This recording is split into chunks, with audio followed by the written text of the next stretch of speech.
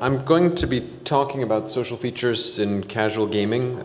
While we're a developer and a publisher and we have dabbled a bit in social casino, this is not actually a social casino focused talk. This is more about social media, etc., and the way it integrates in gaming generally.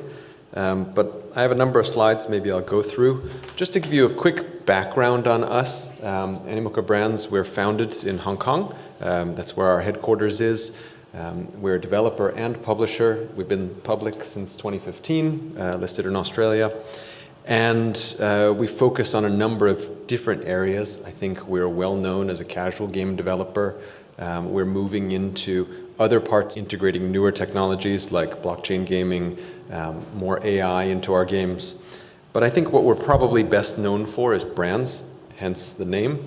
We're actually probably the largest licensee of third-party brands for use in mobile games. So we make tons of games featuring brands from, Garfield to Hello Kitty and Astro Boy, Ultraman, you name it. Japanese anime brands, brands from cartoons and products, etc. So we work with a lot of brands. So for today's talk on social features, the funny thing is, like everybody, the first thing I did was I Googled social features to see what Google thought of this topic. And I got this rather hectic graph here of social media landscape in China. And I took a look at that and I thought, wow, this is going to be an incredibly cumbersome topic because there's so much diversity and so much fragmentation across social media. How do I distill it down to what social means to me as a developer and as a publisher, and how I look at the incorporation of social features in games to improve the aspects of games? What are those aspects that I'm looking to improve? So I'll give you this slide, and I think if there's one thing that you take away from my brief time with you this morning, it's this particular slide. I look at social features for two main purposes: advertising and retention. And then I break those down within those two categories in terms of importance to me, right? Advertising, I'm looking at user acquisition, right? That's one of the main reasons we all use social media in our games, is for some type of word of mouth marketing or influencer marketing, some way that we can socialize the games and therefore acquire new users at less cost, because ideally there'll be some virality to it, there'll be some buzz to it, and players will start sharing their scores, etc., and drive more traffic into our games. Because, as always, the inevitable refrain is user acquisition costs are increasing, and can social help not just lower our user acquisition costs, but also maybe acquire better quality users who are more likely to spend in our games, more likely to spend longer amounts of time and have longer lifetime values in our games, because these are people who were introduced by their friends, etc., rather than people who responded necessarily to a video ad or a banner ad, for example.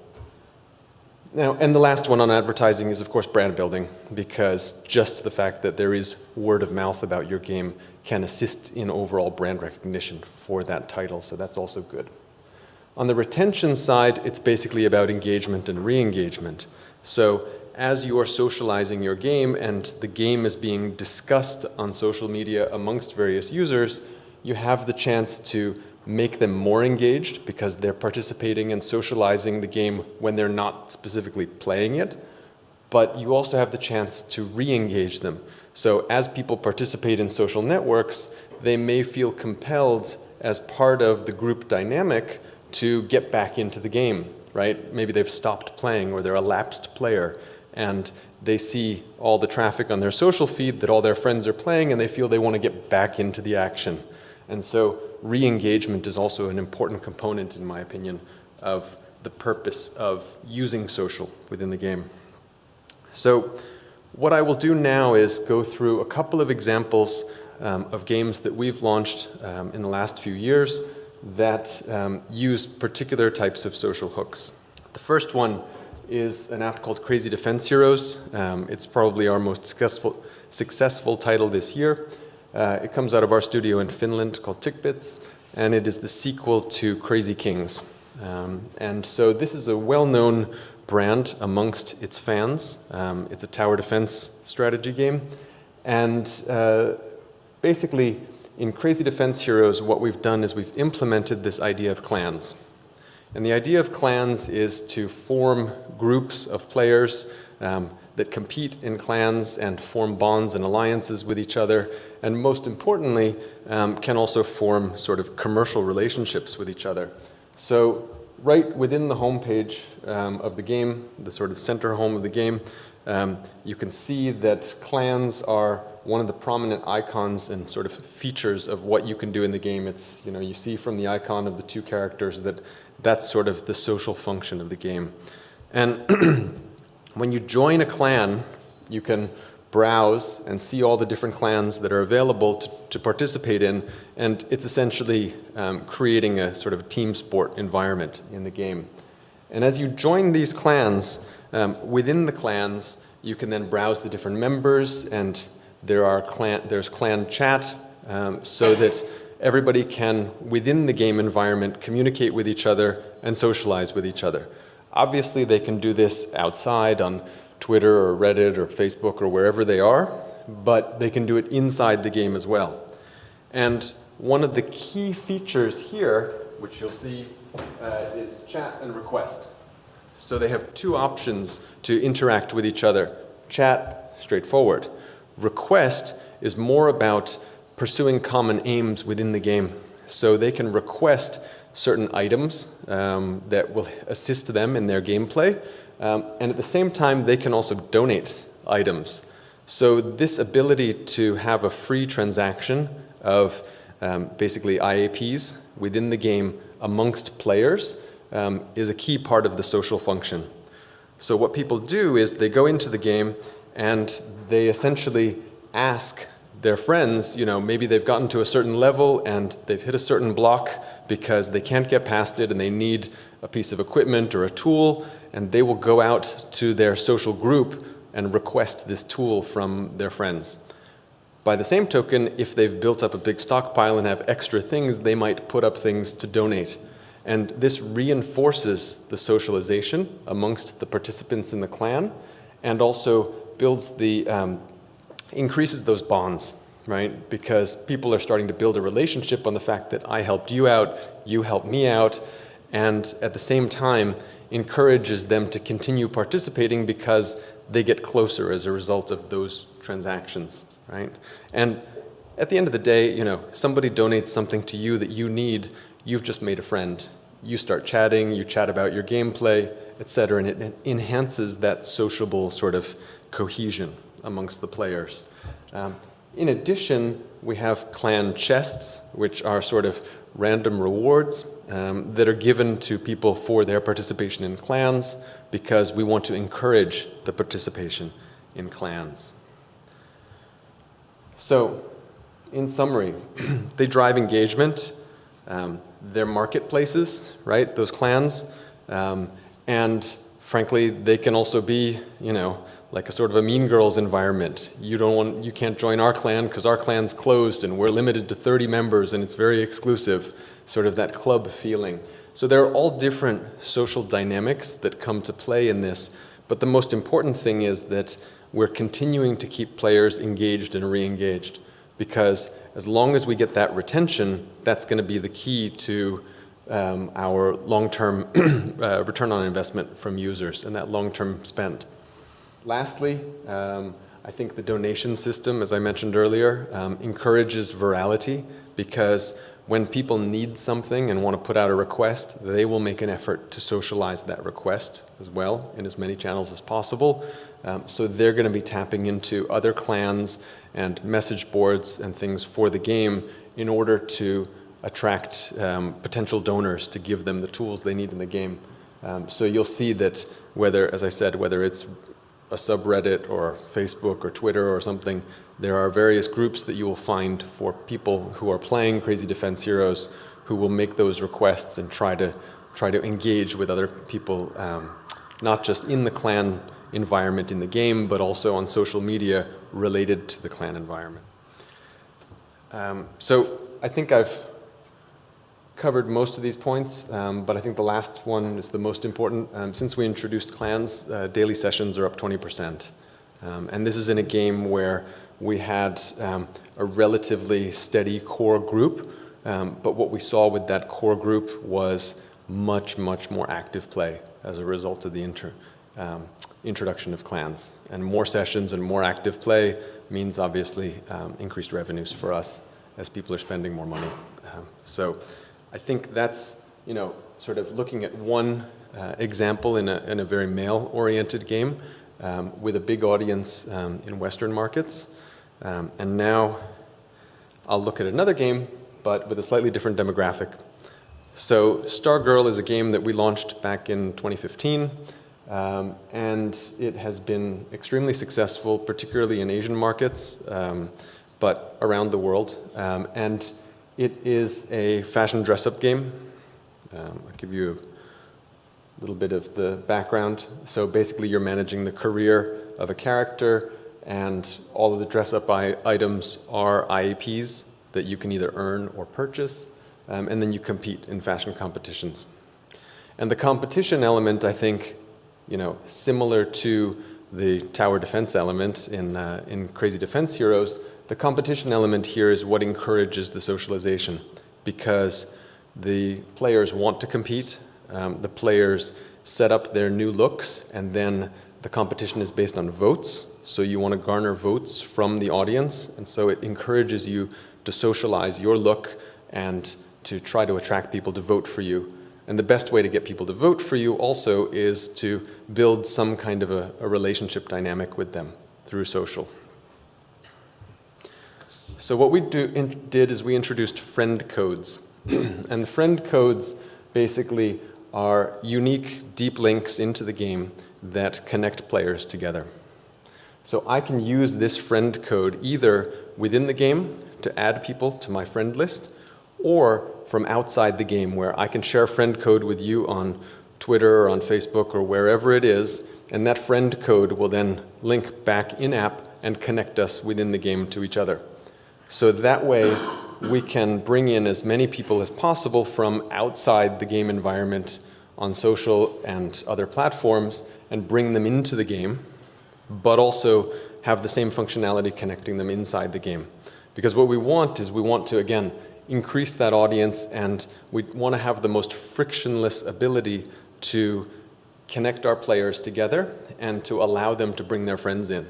Because one of the things that we found, particularly with Stargirl, is that players enjoyed their time playing so much that we needed to have a very simple way for them to be able to bring their friends in to join in the play with them.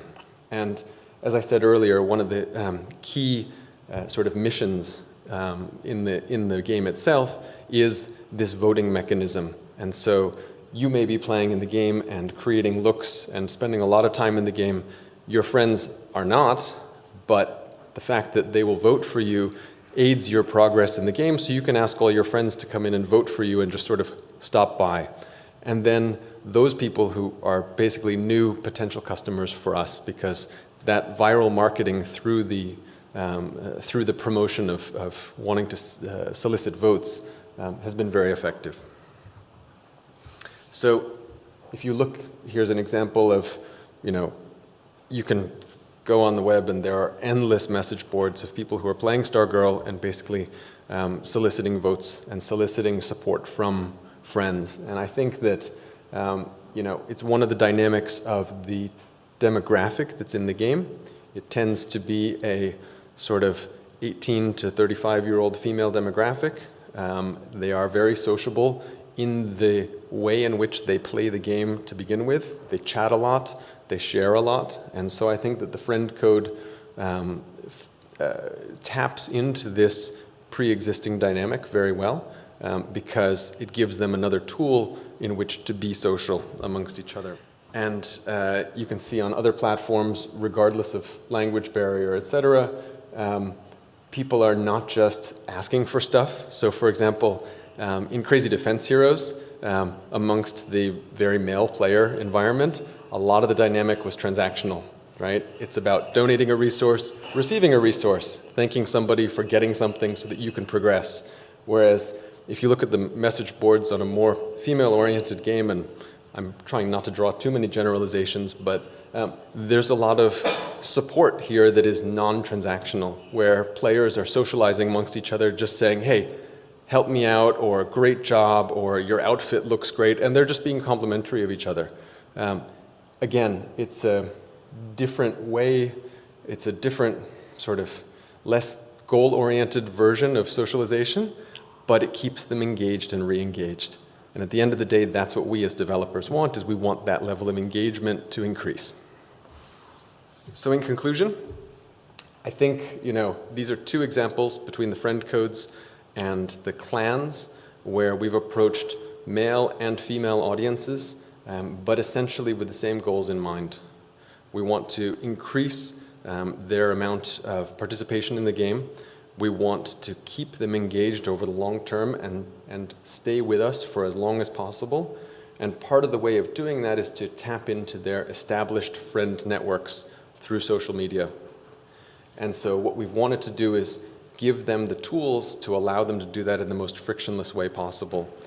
So with friend codes, we can bring people back into the games or into the games for the first time through deep linking. So people can cut and paste a very short link and bring somebody into the game, be a friend, all with one quick click. And by the same token, with Crazy Defense Heroes in clans, we're encouraging that team sport aspect that taps into a very popular dynamic within gaming, and also enable them to have that sort of transactional participation where they can donate and receive items, again, to increase their socialization. So that's all for my presentation. If anybody has any questions, please let me know. Thank you. So in my experience, although there's a lot of player benefit to creating these kinds of social systems, yes, they tend to be some of the more expensive features that go in, right? Yes. In terms of infrastructure, in terms of UI complexity, and so on. I've always developed with a general sense that, the benefits outweigh the costs, but I wonder, have you guys ever undertaken any effort to quantify the benefits that you derive in terms of retention or monetization or acquisition from these social features? I wish I had a big list of great statistics for you, but I think, like many developers, we underutilize our metrics greatly. But what I can tell you is that, frankly, the two examples I gave you today, which I think are probably the most appropriate, are the examples where we have taken the best advantage of these types of features. Not coincidentally, are two of our best revenue games, because these games have earned basically the right for reinvestment to enhance and improve the features. So if I was going to market with a brand new title that was just a sort of finger in the wind, spitballing title, I'm not sure I would put this kind of work into the back end. Mm-hmm. So point well taken. These are features that also we put in these games because we identified the fact that the games had organically started to build very strong communities.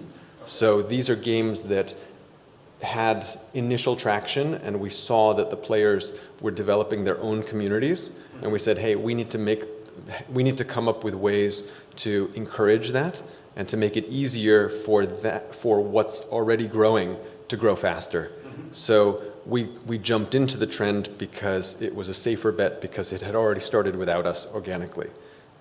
I think trying to force it from the beginning is difficult. If possible, where you can reutilize some of the code and some of the development work in subsequent titles, absolutely. I mean, we all do as much of that as we can. But these are titles where we already saw some of that taking off before we made that investment. How would you use that in a social slot game, but if you're the publisher then? I think, if anything, I don't see it being different because it's a social slot game. That's actually just, I think the trick is to figure out what is the attraction for players to form community around that brand, for example, because a lot of social slot games are brand oriented. And so what is it that makes the players passionate about that particular one as opposed to all the other, potential social slot games they can be playing? So if you can tap into that, you can then build a community around it. Because I think one of the commonalities of these two games is also, within our organization, we have very passionate development teams around these two games, where there are people who live and breathe and play these games and understand the community really well. And you have to have that before you venture into building these features, because otherwise the players will smell it and it'll feel phony. So I think that it's of a real benefit when you start creating much more deep social features to have those people on your team who can sort of be the brand leader to say, look, actually, most of the players, they're interested in this right now. So in your social slot game, maybe it's most of the players are interested in the fact that when they play, they can have new characters appear on the slot wheels, and the new characters are actually more exciting for them than the pay ratio or something like that. You know what I mean? And so it's those insights from your team who are tapped into the dynamics amongst the players, I think, that will inform how you want to develop those features. Thank you.